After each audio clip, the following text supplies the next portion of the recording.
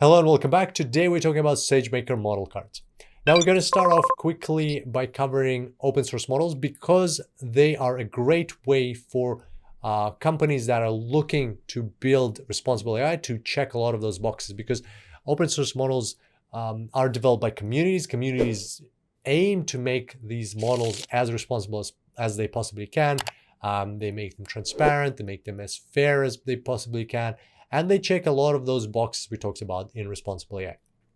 However, organizations might not be extremely or fully satisfied with open source models because there are safety concerns with open source models, because they are ultimately open source, and also that means they can't deliver these proprietary models that they only can use in their organization.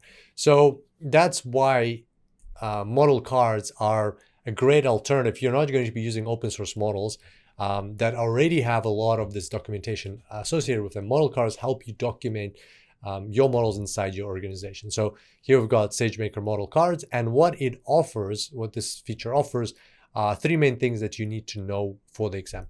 The first one is documenting and tracking, which is things like the data sets that are used for building a certain model, the training, what happened during training, what didn't happen, what went well, what didn't go well, performance, and lots of other things that are relating to the actual development of a model. So it's very nice to have all those things in one place. Very good for auditing. So if somebody wants to check how is this model developed, does it follow responsible AI principles, they can check all that documentation. The second thing is, in the model card, you can specify how it supports business goals and what is it meant to do in the business. That's also very important to keep in mind, as we discussed in responsible AI principles. One of them is robustness, to make sure the model is aligned with its intended use. And you can also add user guides. And we don't mean like end users or like your customers of your business, but the people inside your business who are going to be using this model, deploying this model, or relying on this model.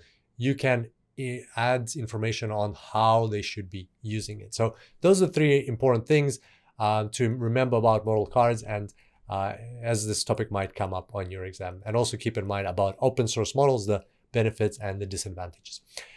Here's a quick summary of what we discussed. I look forward to seeing you back here next time, and until then, enjoy the cloud.